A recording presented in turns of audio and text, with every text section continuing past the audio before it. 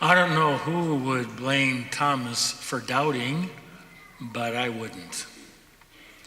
Here's the story as we heard it, that all of the disciples, a small group there, were gathered together in a room and locked the doors so nobody could get in for fear of the Jews, because they had just seen what they had done to Jesus, and they were afraid that they were up next. So they were afraid for their lives, so they locked that door really tight. They're all sitting there, they're all afraid, and then Thomas leaves. It doesn't say why he left. Maybe he went to go get groceries. Could have. Somebody had to eat. Or maybe he was withdrawing in his own depression. Or maybe he went out for a walk. Or for whatever reason, he wasn't there. And then, while he's not there, Jesus shows up through the locked doors, says to the folks, "Peace be with you. Look at my hands, look at my side, my feet, and see the wounds. And I'm here. I'm present in front of you. And peace be with you again." And then and he breathes on them, the Spirit, and says, "Whoever sins you forgive," and all. Okay, great. They had a marvelous experience. It said they rejoiced. I would have been overwhelmed. I've been overwhelmed with much less. But it just would have been a marvelous experience, wouldn't it? To see Jesus, the first and only person at that time who had risen from the dead. Wow, what a thing. And then Thomas rejoins the group and it said, Jesus has risen. He says, "Well, where is he?" Well, he disappeared. Well, you know what happens? Religious experience doesn't last all that long in the moment, but the effect can last a long time, maybe your life, if you're lucky. And it says, "Well, he was not here anymore, but he was here." And Thomas says, "Yeah, right." Can you blame him? I can't blame him. He had seen Jesus. He was stuck in his fear, because he had not seen the one who had the wounds of death in him, and he wanted to see him again. So he was just stuck in his fear. And secondly, it's like, I would ask this, I don't know about you, but I would ask this. You saw him, right? Right. Okay, good. Now, you're still locked in this room, and you saw him. What's that about? You think he'd be different and have more courage. He didn't say that, but I would have said that. Okay, so, and that's how it is with fear.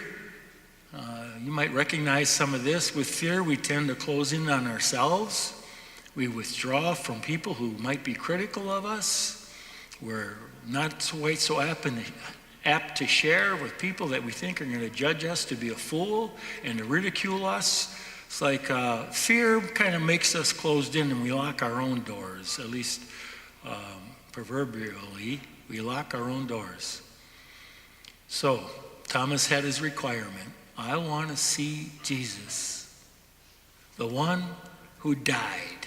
I want to see his wounds. I want to touch him. Again, I don't blame him. And it reminds me that I suspect most of us have had our own requirements, our own expectations, at least sometimes in our lives. Maybe like when we were kids, it's like, "God, if you really love me, you'll give me a pony." Maybe it's that, but as we get older, it gets to be much more serious. "God, if you're really here and really care, cure my mother of her cancer." "God, if you're really here and really care, get me a job because I'm running out of money." "God, if you're really here," and you fill in the blank. We all have our own expectations, our own requirements. And what we need is the reassurance from somebody else. In the direct experience of God, or through the experience and the witness of somebody else. And I don't know about you, but you can kind of tell when you're talking to somebody and they go, "Oh, I know exactly what you mean." And you know they don't have a clue. But when you tell somebody who's been through a similar experience and they know, you know they know. About 4 or 5 months ago, one of our friars, a good friend of mine, called me up and he said, the doc says I need to have open heart surgery. And I know you've had it, so I want to talk to you about it. What can you tell me? I says, well, I can tell you that it's not fun. I can tell you that when you come out of surgery and for some days you have pain, but they help you to manage the pain, stay ahead of it, as they say. I can tell you that much. I can tell you that it's scary, but most people survive. And that in about 6 weeks or so, if you normally recover, some people recover faster, but you'll be up and driving and doing some therapy and getting in good shape. So yeah, it's doable. And he said, yeah, well, I'm kind of still afraid of all that. I'm unsure. And I said, well, what'll happen? What did the docs say would happen if you didn't have the open heart surgery? And he said, I probably wouldn't make it. And I said, well, here's the deal. You got a really good chance of making it if you have the surgery. If you don't have the surgery, you won't make it. And if you do have the surgery and don't make it, you're in the same boat. So, I think it's worth a try.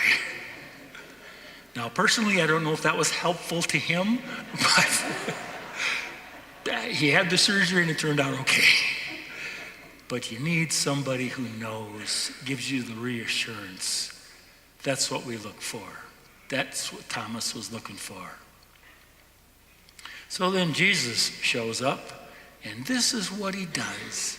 He accepts Thomas exactly where he is in life. He doesn't say, look, buddy, buck up. Your friends told you I was alive. What's the matter with you? Just believe. You got to get there. He didn't do that at all. He accepts him where he is, as he does for all of us. We don't have to be someplace we're supposed to be. We are where we are. As when Jesus came into the world as it was, he comes into our lives as they are. And he says, okay, this is what you need. Okay, see my hands, my feet, my side, touch me. Know that I am here. And that's what we need. We need somehow to experience, to see the presence of Christ. Although we might not see it the way Thomas did, we need to see it for ourselves. Sometimes that comes through the witness of other people, sharing their faith.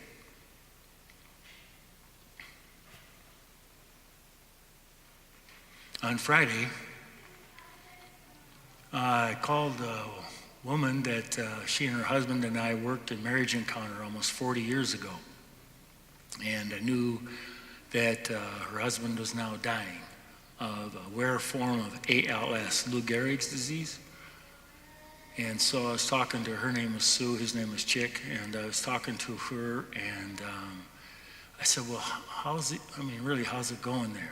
What's he doing? He said, well, he's at peace.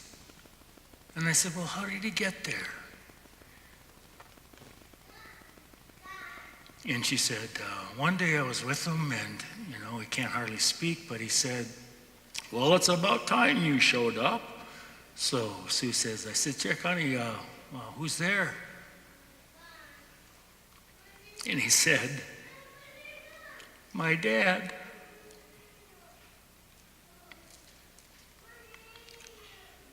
So Sue says, well, did he say anything? And Chick says, yes. He said, no fear. Don't be afraid. Now that was some days ago. But she said, Chick's had a smile on his face ever since. He's at peace. Again, the religious experience lasts for a brief moment, but it can affect us for our lives.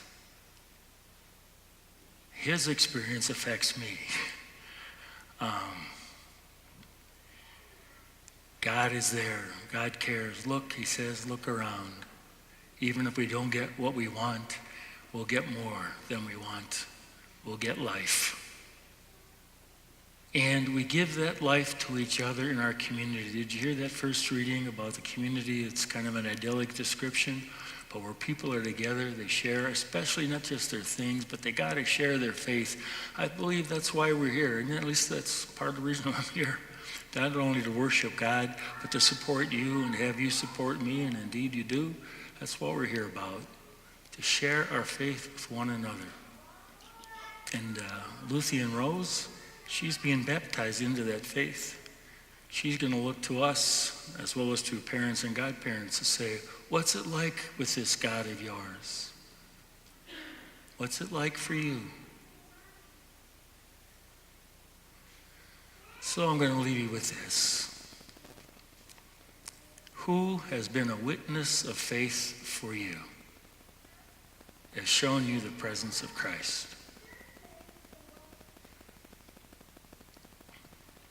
And who looks to you for your witness of faith? Because people do. What's it like to go to church every Sunday? What's it like to be a Catholic? What's it like to live by faith and not by sight? The more we practice that, living our faith, the more we practice walking by faith and not by sight, the deeper we know the presence and the love of God through Jesus Christ.